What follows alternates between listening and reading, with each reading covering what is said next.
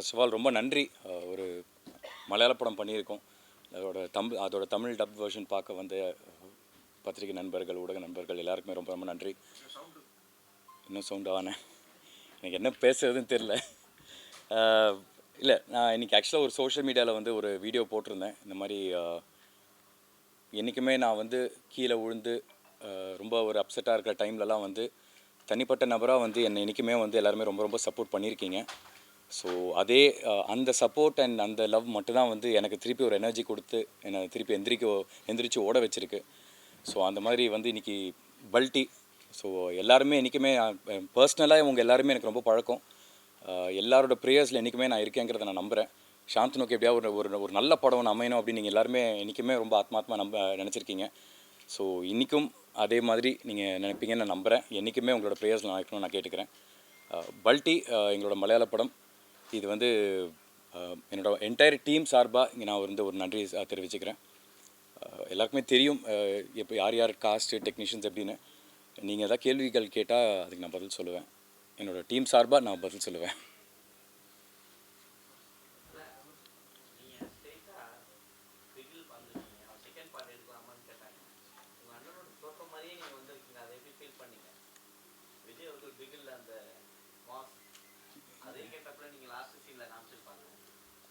அது ஐயோ அப்படிலாம் ஒன்றும் இல்லைங்க. அதுக்கு சம்மந்தமே இல்லை. கதையில் வந்து ஸ்கிரிப்டில் ஆரம்பத்தில் இருந்துச்சு. பிகாஸ் பேஸ் அதுதான் இருந்துச்சு. 2 ஃப்ரெண்ட்ஸு கடைசியில் வந்து 2 பேரும் வந்து ஆப்போசிட் ரைவல்ரி ஆகிறாங்க அப்படிங்கிறது ரைட்டிங்லேயே இருந்துச்சு. எதுவுமே நான் கேட்டு இவரை மாதிரி பண்ணணும் அவரை மாதிரி பண்ணணும் அப்படின்லாம் இல்லை. எனக்கு ரொம்ப சந்தோஷம். எனக்கு ஒரு நல்லபடியாக வந்து ஒரு கிளைமேக்ஸில் வந்து ஈக்குவலாக ஒரு பாயிண்டில் வந்து கதை அந்த இடத்துல வந்து நின்னது வந்து எனக்கு ரொம்ப சந்தோஷம்.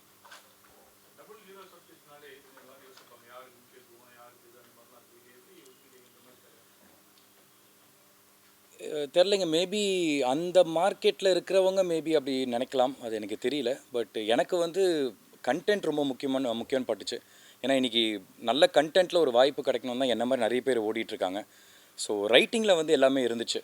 ரைட்டிங்கில் ரொம்ப கிளியராக இருந்துச்சு. அண்ட் டைரக்டர் வந்து ரொம்ப கிளியராக ரைட்டிங்கில் என்ன இருந்துச்சோ அதை வந்து அப்படியே எடுத்தார். எதுவுமே மாறாமல், இன்ஃபேக்ட் எந்த சீன் எதுவுமே கட் ஆகலை. எல்லாமே வந்து ரைட்டிங்கில் பவுண்ட் ஸ்கிரிப்டில் வந்து எங்கிட்ட என்ன கொடுத்தாரோ அது வந்து அப்படியே ரைட்டிங்கில் இருந்துச்சு.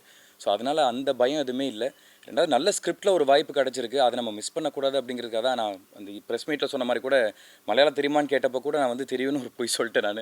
பிகாஸ் நல்ல வாய்ப்பு கிடைக்கிறது இன்றைக்கி ரொம்ப கஷ்டம். நிறைய பேர் ஒரு வாய்ப்புக்காக தேடிட்டு இருக்காங்க. அதே ஒரு ஓட்டத்தில் தான் நானும் இருக்கேன், ஒரு நல்ல வாய்ப்பு வேணும் அப்படின்னு. ஸோ இப்படி ஒரு ஸ்கிரிப்ட் கிடச்சிருக்கிறப்போ இது கண்டிப்பாக நம்ம யூஸ் பண்ணோங்கிறதுக்காக தான் நானும் டெஃபினட்டாக அதை ஒத்துக்கிட்டேன். நான் ப்ளூ ஸ்டார்லேயே எனக்கு ஹீரோயின் இல்லைன்னு, ஆனால் அது என்னமோ பெட்டராக இருக்குதுன்னு தோணுது எனக்கு. ஒரு கேரக்டரைசேஷன் வந்து லவ் ட்ராக் இல்லாமல் வேறு மாதிரி வேற ஒரு தோற்றம் கொடுக்குது நம்மளுக்கு. ஸோ அது ஒரு விதத்தில் நல்லது தான் பார்க்குறேன் நான். ஐயோ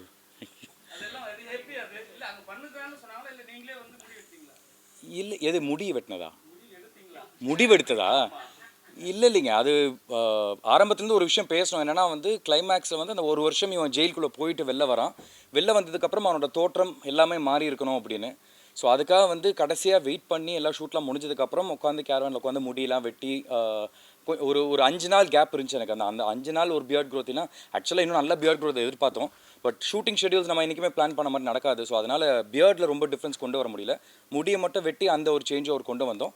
வாய்ஸ்லேயும் ஒரு சின்ன சேஞ்ச் ஓவர் கொண்டு வரணுங்கிறதுக்காக ஒரு பேஸில் பேசியிருப்பேன். அதுக்கு நான் என்ன ஒர்க் பண்ணேன்னா வந்து நைட்டு 7 மணிக்கு மேலே வந்து எதுவும் சாப்பிடாமல் தண்ணி குடிக்காமல் எச்சில் கூட முழுங்க மாட்டேன் நான். எப்படி எச்சில் வந்துச்சுன்னா கூட எந்திரிச்சு போய் பாத்ரூமில் துப்பிட்டு வந்துடுவேன். ஏன்னா த்ரோட் ட்ரை ஆக்கிட்டே இருக்கலாம் அப்படின்னு. காலையில் 5 மணிக்கு எந்திரிச்சு பல்லு விளக்காமல் நேராக டப்பிங் ஸ்டுடியோ போயிட்டேன் நான். அங்கே போய் வந்து நம்ம பேசுகிற யார்கிட்டையும் பேசவும் மாட்டோம் நைட்டு ஃபுல்லாக. காலையில் போய் பேசுகிற ஃபஸ்ட்டு வாய்ஸ் வந்து அந்த பயங்கர கிராக்டாக ஒரு பேஸோடு வரும். ஸோ அது அந்த ஒரு வருஷத்துக்கு அப்புறம் வந்து அந்த குமார் இல்லை, இவன் மாறி வந்த குமார் அப்படின்னு அந்த டிரான்ஸ்ஃபர்மேஷன் வந்து லுக்கில் மட்டும் இல்லை, வாய்ஸில் சின்னதாக ட்ரை பண்ணலான்னு சொல்லி ஒரு விஷயம் ட்ரை பண்ணேன். அது தெரில எந்த அளவுக்கு ஒர்க் அவுட் ஆயிருக்குன்னு. பட் முடிஞ்ச அளவுக்கு அந்த ஒரு எஃபர்ட் போட்டேன் நான்.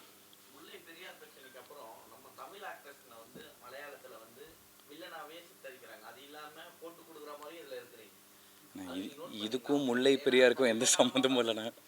இல்லை இதையும் அதிகம் ஒன்றும் சம்மந்தப்படுத்த வேணாம். இல்லை அப்படின்னு இல்லை. இது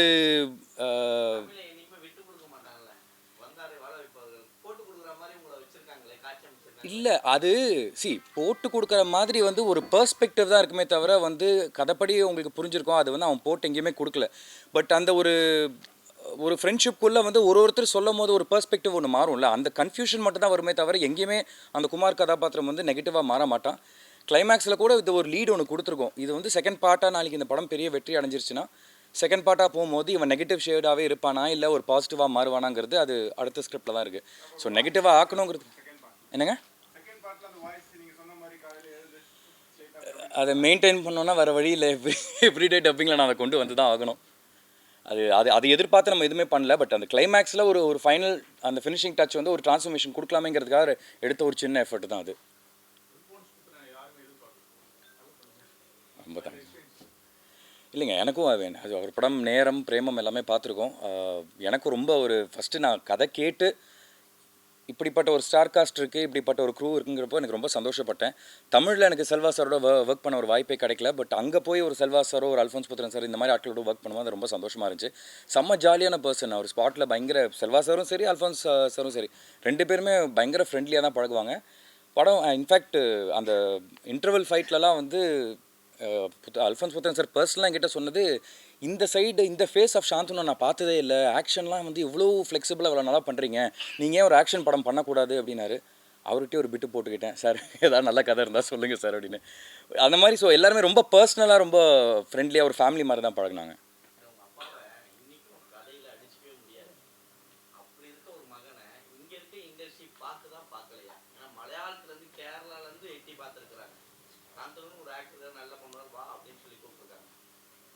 பேர் பாக்கியராஜ் அப்படின்னாவே திரும்பி பார்ப்பாங்க எல்லாருமே அவர் படம் அப்படின்னு. அப்படி இருக்கிறோடைய மகனை திரும்பி கூட பார்க்க மாட்டேதா தமிழ் இண்டஸ்ட்ரி? இல்லை சார், அதான் இங்கே பிரச்சனை என்னென்னா இங்கே வந்து இந்த வெற்றியோட பெர்ஸ்பெக்டிவ் ஒருத்தருக்கு மாறுதுங்க. இப்போது எனக்கு இருக்கிற பிரச்சனையை நான் என்னென்னு பார்க்குறேன்னா, மற்றவங்க வந்து என்றைக்குமே வந்து பாக்யராஜ் பையனுக்கு ஏன் இந்த படம் கிடைக்கல, பாக்யராஜ் பையனுக்கு ஏன் வெற்றி கிடைக்கல அப்படி தான் பார்க்குறாங்க. அதுதான் எனக்கு ஒரு பெரிய ஒரு பேக்கேஜாகவே நான் பார்க்குறேன். நான் நிறைய இன்டர்வியூஸில் சொல்லியிருக்கேன், என்னோட பவுண்ட்ரியில் என்னோட மீட்டரில் நான் வந்து சக்ஸஸ்ஃபுல்லாக தான் போயிட்டுருக்கேங்கிறத நான் நம்புகிறேன். பிகாஸ் சாந்தனுங்கிற தனிப்பட்ட நபருக்கு வந்து எனக்கு கடைசியாக வந்து ஒரு தங்கம் ப்ளூ ஸ்டார்லேருந்து எனக்கு ஒரு டிரான்ஸ்ஃபர்மேஷனுக்கு அந்த கிடைச்சதுலேருந்தே வந்து எல்லாமே நான் போட்ட எஃபர்ட்ஸ் என்னோடய ஒர்க்னால மட்டும் தான் கிடச்சின்னு நம்புகிறேன். எனக்கு மற்றவங்க வந்து சாந்தனு பாக்யராஜா பார்க்காம தனியாக சாந்தனுவாக பார்த்தாலே நான் ரொம்ப சந்தோஷப்படுவேன். பட் அது வேறு வழி இல்லை, அவர் அவ்வளோ பெரிய பேர் சம்பாதிச்சதுனால அந்த ஒரு பேக்கேஜ் ஒன்று வந்துட்டுருக்கு. இன்னொன்று என்னென்னா மேபி இன்றைக்கி வந்து தமிழ் சினிமாவோட ப்ரொடியூசர்ஸு டைரக்டர்ஸும் நம்ம தப்பு சொல்ல முடியாது. தமிழ் சினிமா பிஸ்னஸ் மார்க்கெட்னு அந்த ஒரு விஷயத்தை நோக்கி ஓடிட்டுருக்கு. ஸோ அதனால் அதை பின்தொடர்ந்து நம்மளும் அதை பின்னாடி ஓடுற ஒரு சூழ்நிலை வந்துக்கிட்டு இருக்கு. ஸோ டெஃபினட்டாக அந்த பிஸ்னஸ் அந்த மார்க்கெட் அந்த மாதிரி ஒரு விஷயங்கள்னால மேபி எனக்கு அந்த மாதிரி ஒரு பெரிய டைரக்டர்ஸோட ஒர்க் பண்ணுறதுக்கான ஒரு வாய்ப்பு கிடைக்காம இருக்கலாம். கண்டிப்பாக மற்றவங்களோட பெர்ஸ்பெக்டிவ்க்கான அந்த சக்ஸஸோட பெர்ஸ்பெக்டிவ் இருக்குல்ல, அந்த மார்க்கெட்டு அந்த ஃபேன் பேஸ் இதெல்லாம் அது வந்து எனக்கு ஒவ்வொரு படம் மூலியமாக எனக்கு வந்து அந்த மார்க்கெட்டை தொட்டுட்டேன்னா கண்டிப்பாக நீங்கள் எல்லோரும் எதிர்பார்க்குற அந்த மாதிரி ஒரு பெரிய படங்களோ இல்லை பெரிய டைரக்டர்ஸோட கண்டிப்பாக ஒர்க் பண்ணுவேன் நான். சமீப காலமாக தமிழ் படங்களோட அதர் லாங்குவேஜ் படங்களை ரசிகர்கள் கொண்டாடுறாங்க அப்படின்னு பேச்சு இருக்கு. ஒருவேளை அதனால இந்த கதைக்கு ஒதுக்கிட்டீங்களா? அப்படிலாம் இல்லைங்க, அதனாலலாம் இல்லை. எல்லாருமே நல்ல கண்டென்ட்டை தான் தேடி ஓடிட்டுருக்கோம். இப்போ நான் சொன்ன மாதிரி தான் இன்றைக்கி தமிழ் சினிமா வந்து நிறைய வந்து ரொம்ப ஒரு ஸ்மால் பர்சன்டேஜ் தான் வந்து இப்போ நம்ம நிறைய எக்ஸாம்பிள்ஸ் ரீசெண்டாக பார்த்துருக்கோம். டூரிஸ்ட் ஃபேமிலி மாதிரி படங்கள்லாம் வந்து கண்டென்ட்டுக்காக வந்து மெனக்கெட்டு அதுக்கான ஒரு ஹிட்டு கிடைக்கிது நம்மளுக்கு. நிறைய வந்து இந்த பிஸ்னஸை நோக்கி சினிமா ஓடுறதுனால, மார்க்கெட் நோக்கி ஓடுறதுனால அது பின்னாடி நிறைய பேர் நம்மளும் பின்தொடர்ந்து போகிறதுனால வந்து கண்டென்ட் எங்கேயோ மிஸ் ஆகுதுன்னு நான் ஃபீல் பண்ணுறேன். பட் டெஃபினட்டாக தமிழ் சினிமாவுக்கு வந்து அதாவது நம்ம வந்து அப்போலேருந்தே பண்ணி பார்த்துட்ருக்கோம். ஐ திங்க் முள்ளும் மலருமா அதை பேஸ் பண்ண தான் வந்து லப்பர் பந்துலேருந்து எல்லாமே அந்த ஈகோ அப்படிங்கிற ஒரு கிளாஷ் தான். ஸோ தமிழ் சினிமா வந்து அன்றைக்கே வந்து கண்டென்ட்டில் வந்து ரொம்ப ஸ்ட்ராங்காக கொடுத்துருக்காங்க. அதோட பேஸ் தான் நம்ம 80s and 90s பார்க்குற தமிழ் சினிமா எல்லாமே அவ்வளோ கண்டென்ட் இருந்திருக்கு. இன்றைக்கி வந்து கொஞ்சம் நிறைய அந்த பிஸ்னஸ் பின்னாடி போகிறதுனால வந்து அந்த கண்டென்ட் கொஞ்சம் மேபி மிஸ் ஆகிற மாதிரி இருக்கலாம். பட் ஆனால் யாருமே நம்ம வந்து மலையாள சினிமா நம்ம இன்றைக்கி பெருசாக பேசுகிறோன்னா தமிழ் சினிமா வந்து குறைஞ்சதெல்லாம் இல்லை. இங்கே தான் வந்து நம்ம ஆரம்பத்தில் வந்து பயங்கரமாக கண்டென்ட்டுக்கு வந்து முக்கியத்துவம் கொடுத்து அவ்வளோ பெரிய பெரிய ஹிட் படங்கள் நம்ம எல்லாருக்குமே தெரியும். ஸோ டெஃபினட்டாக ஒவ்வொரு காலம் மாறும்ல, ஒவ்வொரு இண்டஸ்ட்ரியும் வந்து ஒரு நேரத்தில் வந்து இப்போ ஒரு டைமில் வந்து பாலிவுட் ரொம்ப பெருசாக பேசப்பட்டுச்சு. இப்போது பாலிவுட் வந்து கொஞ்சம் லைட்டாக தள்ளாடுதுன்னு மார்க்கெட் வைஸாக நிறைய பேர் ஃபீல் பண்ணுறாங்க. பட்ஜெட்ஸ்லாம் ரொம்ப பெருசானதுனால இன்றைக்கி சினிமா வந்து சர்வைவ் பண்ணுறது கொஞ்சம் ரொம்ப கஷ்டமாக இருக்குது இன்றைக்கி இருக்கிற எக்ஸ்போஷர் எல்லாருனாலையும். ஸோ கண்டிப்பாக ஒவ்வொரு ஃபேஸ் மாறிட்டே இருக்கும்ல, அந்த மாதிரி இப்போ வந்து மற்ற சினிமாஸை பேசுகிறோம். கண்டிப்பாக தமிழ் சினிமாக்கான ஒரு ஃபேஸ் வந்து இருந்துக்கிட்டு தான் இருக்குது. அது திருப்பி கண்டிப்பாக மாறுங்கிறத நான் நம்புகிறேன். நான்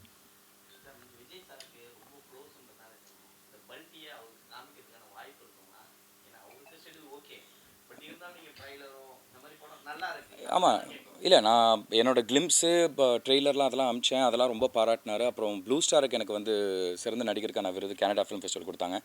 அதை அமிச்சப்போ கூட வந்து வாவ்டா அப்படின்லாம் சொல்லி ரிப்ளைலாம் பண்ணார். ஸோ ஒர்க்கை ஃபாலோ பண்ணிட்டு தான் இருக்கார். கண்டிப்பாக அவர்கிட்ட கேட்பேன், பட் அவரோட பொலிட்டிக்கல் ஸ்கெடியூலில் இப்போது பயங்கர பிஸியாக இருக்கார்.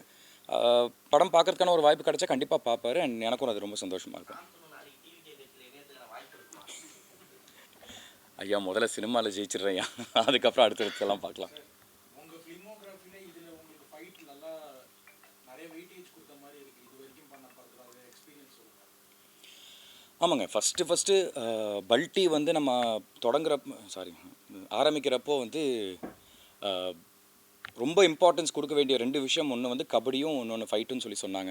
ஸோ ஆரம்பத்தில் என்ன சொன்னாங்க, அட்லீஸ்ட் ஒரு 5 டேஸ் 10 டேஸ் வந்து நீங்கள் ப்ராக்டிஸ் பண்ணால் நல்லாயிருக்கும்னு. ஸோ எனக்கு என்றைக்குமே ஒரு பழக்கம் என்னென்னா வந்து எந்த ஒரு வாய்ப்பு கிடைச்சாலும் அதுக்கு வந்து ஒரு 100% எஃபர்ட் போடணும் அப்படின்னு.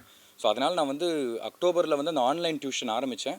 நவம்பரில் அங்கே கேரளா சைடில் போய் செட்டில் ஆனது தான். கம்ப்ளீட்டாக ஒரு 20 நாள் 25 நாள் வந்து ஸ்டண்ட் ட்ரைனிங் பண்ணோம். ஒரு 20 நாள் வந்து எவ்ரிடே 6 ஹவர்ஸ் கபடி ட்ரைனிங் பண்ணோம். இதுதான் இந்த படத்தோட ஒரு மிகப்பெரிய கேரக்டர்.